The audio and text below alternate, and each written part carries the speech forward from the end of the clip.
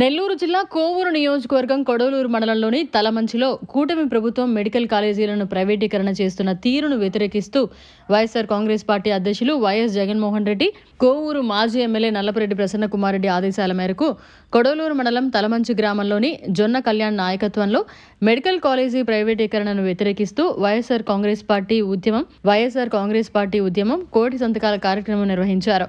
ఈ కార్యక్రమంలో మాజీ డీసీఎంఎస్ చైర్మన్ వీరి చలపతిరావు మీడియాతో మాట్లాడారు.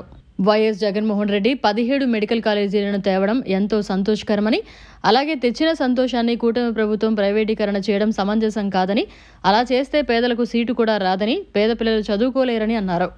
ఈ కార్యక్రమంలో మాజీ డీసీఎంఎస్ చైర్మన్, జిల్లా వైఎస్ఆర్ కాంగ్రెస్ పార్టీ అధికార ప్రతినిధి వీరి చలపతిరావు, మండల పార్టీ అధ్యక్షులు చిమట శేషగిరి, ఎంపీపీ గాలి జ్యోతి, నియోజకవర్గ ఎస్ఎస్ఎల్ అధ్యక్షుడు ఉదయభాస్కర్ మరియు మండల నాయకులు, స్థానిక సంస్థల ప్రజాప్రతినిధులు, వైఎస్ఆర్ కాంగ్రెస్ పార్టీ సీనియర్ నాయకులు, కార్యకర్తలు తదితరులు పాల్గొన్నారు. మరి ఆయన ఏదో కష్టపడి తీసుకొచ్చిన కాలేజీలు కూడా ప్రైవేటీకరణ చేయాలనే ఒక దురుద్దేశంతో మరి ప్రైవేటీకరణ ఎటైనా చేసేసి ఆయన సంబంధించినటువంటి సామాజిక వర్గాన్ని కట్టబెట్టాలని శ్రీకారం చుడుతూ ఉన్నారు. తలమంచి గ్రామ ప్రజలారా ఒకసారి ఆలోచించండి, ఏమి జరుగుతుందో ఈ రాష్ట్రంలో ఒకసారి చూడండి. విద్య మరి 17 కాలేజీల ద్వారా ఎంతోమంది పేదలు మరి డాక్టర్స్ అవుతారు. తద్వారా ఈ యొక్క రాష్ట్రానికి అయితేనేమి మరి దేశానికి కూడా మంచి పేరు వస్తుంది. మరి విద్య ద్వారా ఎంతోమంది ప్రయోజకులు అవుతారు. కాబట్టి మరి 17 కాలేజీలు తీసుకురావడం, ఆ కాలేజీలకి అనుసంధానంగా మరి సూపర్ స్పెషాలిటీ హాస్పిటల్ కూడా ఉంటాయి. కాబట్టి పేదవారికి అందరికి కూడా వైద్యం అందే విధంగా కూడా ఏర్పాటు బాగుంటుందని ఒక మంచి ఉద్దేశంతో తీసుకొచ్చినటువంటి ఈ కాలేజీలని మరి ప్రైవేటీకరణ చేయాలని ఈ కూటమి పెద్దలందరూ కూడా ఒక దురుద్దేశంతో ఈ యొక్క కార్యక్రమానికి శ్రీకారం చుడుతూ ఉన్నారు. గ్రామస్తులు ఏం చెప్పినారంటే తలమంచిలో ఎన్ఆర్జీఎస్ వర్కులు జరగటం లేదని చెప్తా ఉన్నారు. ఎంపీడీఓ గారు కూడా ఈ యొక్క పాత్రికేయ సోదరుల ద్వారా అందరికి నేను మనవి చేసుకుంటా ఉన్నా. గతంలో ఈ గ్రామంలో ఎన్ఆర్జీఎస్ ఫంక్షన్ పనులు జరిగినప్పుడు అవకతవకలు జరిగినాయని ఎంతో మంది అధికారులను కూడా ఇబ్బంది పెట్టడం, సస్పెండ్ కావడం, ఉద్యోగం నుంచి కూడా చాలా మంది వెళ్ళిపోవడం జరిగింది. దాంట్లో భాగంగా నేను అనుకుంటున్నా తలమంచి గ్రామానికి ఎన్ఆర్జీఎస్ వర్క్స్ మరి కేటాయించకుండా అధికారులు ఏమన్నా నిర్ణయం తీసుకున్నారేమో తెలియదు. కానీ తప్పకుండా ఎన్ఆర్జీఎస్ ఫండ్స్ ఏమంటే ఇది పెద్ద విలేజ్, హ్యామ్లెట్స్ ఎక్కువ ఉంటాయి. మరి పేదలు ఎక్కువ ఉన్నటువంటి వాళ్ళు, ఇక్కడ ఉన్నటువంటి పేదవాళ్ళు ఉన్నారు. కాబట్టి తప్పకుండా ఎన్ఆర్జీఎస్ వర్క్స్ ఇక్కడ మరి కల్పించాలి. తద్వారా పేదలందరూ కూడా మరి పని దినాల్లో పని కల్పించాలని గౌరవ కలెక్టర్ గారికి అయితేనేమి, అదేవిధంగా ఇక్కడ ఉన్నటువంటి మరి అధికారులందరూ కూడా కోరుతా ఉన్నాం. మీకు అందరూ తెలిసి ఇటీవల కాలంలో మరి అతి విలువైనటువంటి భూముల్ని వాళ్ళకి కావాల్సిన వ్యక్తులకి 99 పైసలకే ఎకరా, మీరు ఎప్పుడు చూసి ఉండరు. అవి ఎక్కడంటే మరి వైజాగ్లోని ఇస్తున్నారు. లులు మాలకు కావాలన్నా కానీ 400 కోట్లు చేసేటువంటి ఎకరాన్ని తీసుకెళ్ళి 99 రూపాయలకి ఇస్తామంటారు. బాగా జరిగేటువంటి ఈ యొక్క టూరిజంలో జరిగే హోటల్స్ 20 హోటల్ని కూడా ప్రైవేటీకరణ చేయాలనుకుంటున్నారు. విశాఖ ఉక్కు ఆంధ్రుల హక్కు అని చెప్పేసి మొన్నటి దాకా ఎలక్షన్ దాకా అందరూ పోయి ఆడ ఎగిరి కేకలు పెట్టి వచ్చిన వాళ్ళు ఈరోజు విశాఖ ఉక్కు కర్మాగారం ప్రైవేటీకరణ చేస్తామంటే మాట్లాడటానికి కూడా ముందుకు రావటం వల్ల ఏదైనా సరే ఎలక్షన్ అప్పుడు వాడుకోవటం, వదిలేయటం మరి అది చంద్రబాబు గారికి వెనతో పెట్టిన విద్య. కాబట్టి ప్రతి ఒక్కరూ ప్రజలు ఆల్రెడీ ఇప్పటికే తెలుసుకో ఉన్నారు ఈ ప్రభుత్వం ఏం చేస్తుంది, ఏ విధంగా ప్రజలను మభ్యపెట్టి మరి వాళ్ళ సంపాదనకే మరి ఈ యొక్క కూటమి ప్రభుత్వంలో ఉన్న నాయకులు బిజీ అయిపోయినారు. కాబట్టి మనమందరం కూడా రాబో రోజుల్లో మరి ఇక్కడ ఈ నియోజకవర్గంలో అంటిపెట్టుకొని మరి మనకందరం కూడా దరిదాపు వాళ్ళ తండ్రి గారు అయితేనేమి, ప్రసన్న కుమార్ రెడ్డి గారు అయితేనేమి 9 సార్లు ఇక్కడ గెలిచి, మరి తండ్రి గారు 3 సార్లు, ఈయన ఒక 6 సార్లు గెలిచి ఈ నియోజకవర్గ అభివృద్ధికి ఎంతో సేవ చేసినటువంటి వాళ్ళు. మరి వాళ్ళ యొక్క నేతృత్వంలో మరి జరిగేటువంటి కార్యక్రమాలన్నీ కూడా విజయవంతంగా జరగాలి. రాబో రోజుల్లో కూడా జగన్మోహన్ రెడ్డి గారు మనం ముఖ్యమంత్రి చేసుకుంటే తప్ప మన పేద బడుగు బలహీన వర్గాల వాళ్ళకి మంచి కార్యక్రమాలు జరగాలంటే గత ప్రభుత్వం ఏ విధంగా ఉంది, ఈ ప్రభుత్వం ఏ విధంగా ఉందని బేరీ చేసుకొని చూసుకుంటే మీకే తెలుస్తుంది. రైతులు ఒకసారి రైతులు కూడా ఆలోచించాలి. గత ప్రభుత్వం ఎలక్షన్కు ముందు మరి ఎన్నెన్నో చెప్పినారు, ఎన్నో సంక్షేమ కార్యక్రమాలు మీ ముందు తీసుకొస్తాం, అభివృద్ధి అంటే మా చేతుల్లో ఉంటుంది చూడండి అని. మరి 18 నెలలు అయింది, చెప్పినటువంటి సంక్షేమాలన్నీ గాలికి వదిలేసి మరి అభివృద్ధి అంటే ఏమి లేకుండా ఒకటే ఇచ్చే పెన్షన్ తప్ప ఇంకేమీ అభివృద్ధి అనేది సంక్షేమం అయినా కానీ అభివృద్ధి అయినా కానీ ఒకటే పెన్షనే.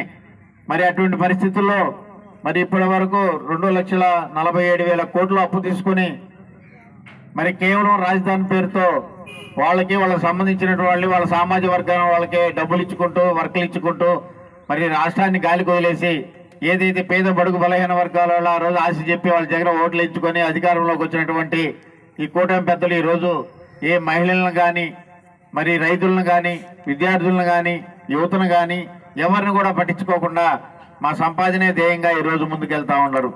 ఒకసారి ఆలోచించండి, గతంలో ఏ విధంగా ప్రభుత్వం ఉండింది. జగన్మోహన్ రెడ్డి గారు ముఖ్యమంత్రిగా ఉన్నప్పుడు మరి మహిళలకి ఎన్ని చెప్పినా కానీ ఆయన చెప్పినటువంటి ప్రతి ఒక్క కార్యక్రమం నెరవేర్చాడు.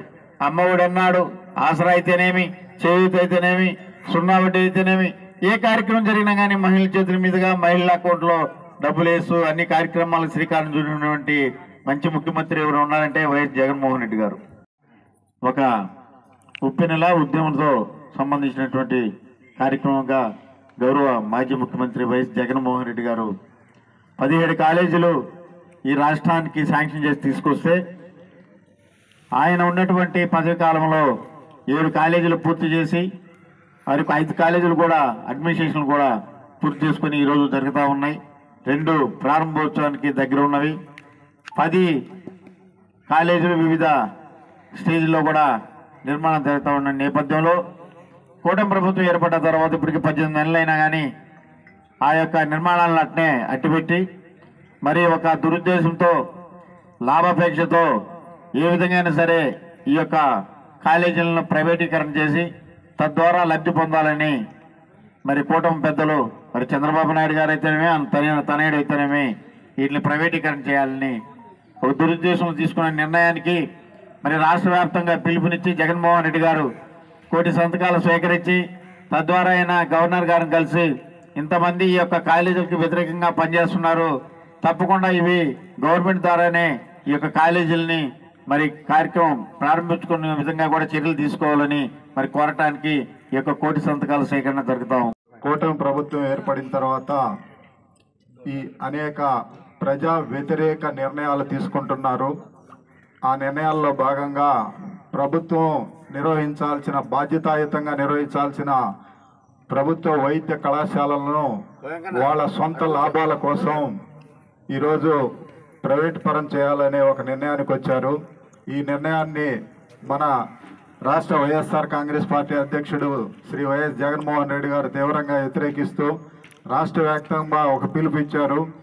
రాష్ట్రంలో ఉన్నటువంటి ప్రజలందరి దగ్గరికి మన వైఎస్ఆర్ పార్టీ నాయకులు కార్యకర్తలు వెళ్ళి ఈ కాలేజీల్ని ప్రైవేట్ పరం చేస్తే ప్రజలకి పేద విద్యార్థులకు జరిగే నష్టాన్ని మీరు సవివరంగా వివరించి వాళ్ళ ద్వారా సంతకాలు సేకరించి వాటి అన్నిటిని మనం మన రాష్ట్ర గవర్నర్ గారికి అందజేసి తద్వారా ఈ నిర్ణయాన్ని నిలుపుదల చేయాలనే ఆలోచనతో ఈ కార్యక్రమాన్ని చేపట్టడం జరిగింది. అందులో భాగంగా ఈరోజు తలమంచి గ్రామంలో ఈ కార్యక్రమాన్ని మన గౌరవ మాజీ DCMS చైర్మన్ వీరి చలపతిరాజు గారి చేతుల మీదుగా ప్రారంభిస్తున్నాము. దీనందరికీ మీరు ఇచ్చేసినందుకు మీకు ప్రతి ఒక్కరికి పేరు పేరున ధన్యవాదాలు తెలియజేసుకుంటూ ఈ కార్యక్రమాన్ని దిగ్విజయంగా పూర్తి చేయాలని అంతేకాకుండా మన మండలంలో ఉన్న నాయకులందరూ చాలా మంది ఇక్కడికి వచ్చున్నారు. మనకి 2వ తేదీ సాయంత్రానికి ఈ కార్యక్రమాన్ని పూర్తి చేసి ఈ పాంప్లెట్స్ అన్నిటిని మనం జిల్లా పార్టీ కార్యాలయానికి తరలించాల్సిన అవసరం ఉంది. దయచేసి అందరు నాయకులకి నేను మండల కన్వీనర్గా మీకు ఒక విన్నపం చేస్తున్నాను. 1వ తేదీ సాయంత్రం లోపల మీరు కంప్లీట్గా ఈ 2 రోజులు దాని మీద పూర్తి దృష్టి పెట్టి ఎక్కడన్నా కొరవలు ఉంటే అన్ని కాలనీలు గ్రామాల్లో మీ గ్రామాల్లో అన్ని కాలనీలు తిరిగేసి వాటిని కంప్లీట్ చేసుకొని వచ్చి మన చలపతన వాళ్ళ గెస్ట్ హౌస్ దగ్గర మన పార్టీ కార్యాలయానికి తీసుకొస్తే మేము అక్కడి నుంచి కోవూరు పార్టీ కార్యాలయానికి తరలిస్తామని మిమ్మల్ని ముఖ్యంగా కోరుకుంటూ మా నాయకులందరికీ నా విన్నపంగా 1వ తేదీ సాయంత్రానికి వాటిని కంప్లీట్ చేసుకొని తీసుకురావాలని మరీ కోరుకుంటూ మీ అందరికీ మళ్ళీ ఒకసారి ధన్యవాదాలు తెలియజేసుకుంటూ మరిన్ని అప్డేట్స్ కోసం మన HN9 టీవీ ఛానల్ ని సబ్స్క్రైబ్ చేసుకోండి.